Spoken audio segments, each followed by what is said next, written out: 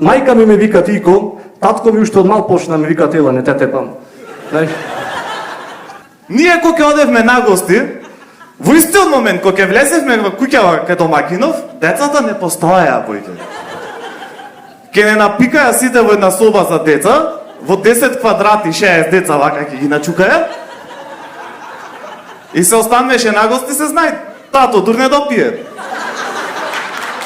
Пошто ти на несмасен човек, ако му даеш вино, свеќи и за темната атмосфера, то не е романтична вечер, тоа е атентат. Му е пукна на еден колава, шо беше резултатот, тото почна вришти, тама да плаче ко нацртани, не Никола! А, викам, не пријателка сега. Не, со солзи, браники, предница не се лепе.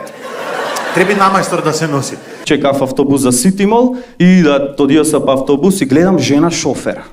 И она се насмеа, фубаво ми дојде, си кам, браво, гледа жена шофер, значи не сме најзаостанати. И го почекав наредниот да дојде. Тоа е катастрофа. Мислам, и тоа што викат дека Александар Македонски бил многу јак и се проширил на 3 континенти. Тој се проширил зашто сакал да си јој подалеку од Македонија.